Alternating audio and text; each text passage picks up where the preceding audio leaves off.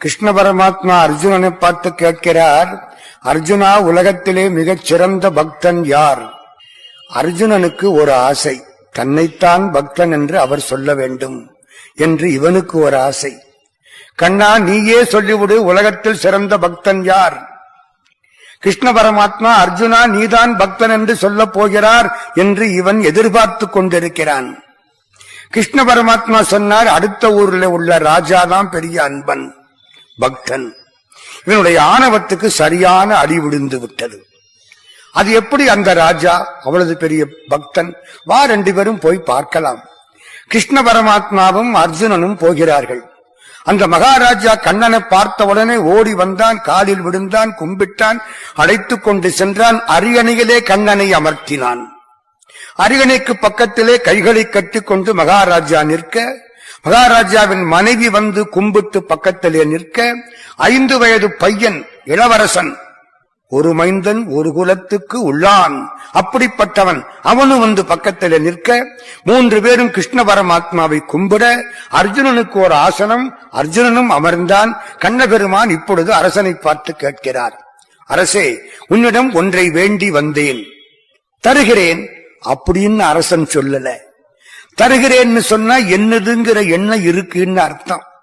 கண்ணா, உன் திருவுள்ளம்னா எல்லா சொத்தும் உன்னுடையது, நான் என்ன உனக்கு கொடுக்கிறது?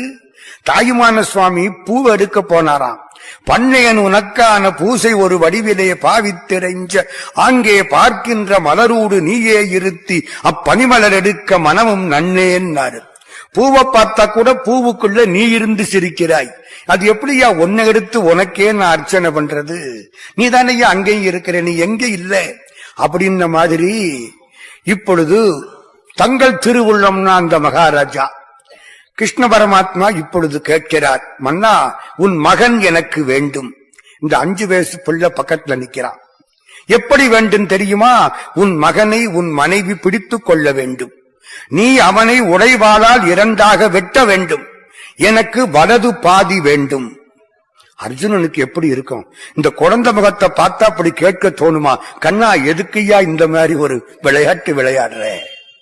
கிருஷ்ணன் தீராத விளையாட்டு பிள்ளை இல்லையா? ஏன் இப்படி? ஒன்னும் புரியாம நிற்கிறான். இன்னொன்று, அப்படி வெட்டும் பொழுது அந்த குழந்தையின் கண்களிலே இருந்து கண்ணீர் வரக்கூடாது. இது இன்னும் கடுமை.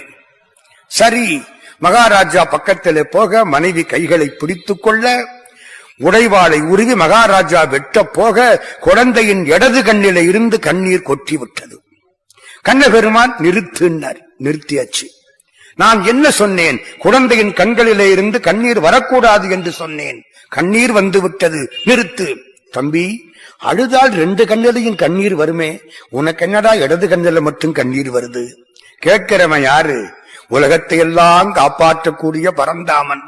அவன் கேட்கிறான், காராய வண்ண மணிவண்ண கண்ண கனசங்கு சக்கரதரணி சீராய தூய மலர்வாய நேய ஸ்ரீராமராமன் எனவே தாராய வாழ்வு தருணஞ்சு சூழ்க தாமோதராய நமவோம் நாராயணாய நமவாமனாய நமகேசவாய நமவே என்று ராமலிங்க சுவாமி அருட்பாவில யார பாடினாரோ அந்த கிருஷ்ண பரமாத்மா இப்பொழுது கேட்கிறான். இந்த குழந்தை அழகா சொன்னது, கண்ணா, 5 வருஷமா அந்த உடம்ப வளர்த்திருக்கிறேன்.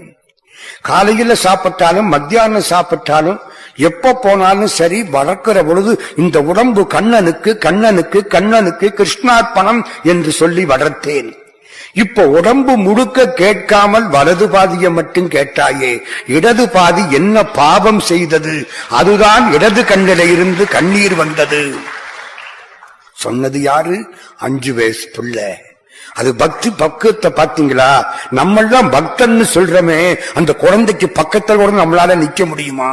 முடியலையே. 5 வயசுல இப்படி ஒரு ஞானமா? அர்ஜுன எந்திரிச்சான், கிருஷ்ணா, இந்த பக்தி எனக்கு வராதுப்பா.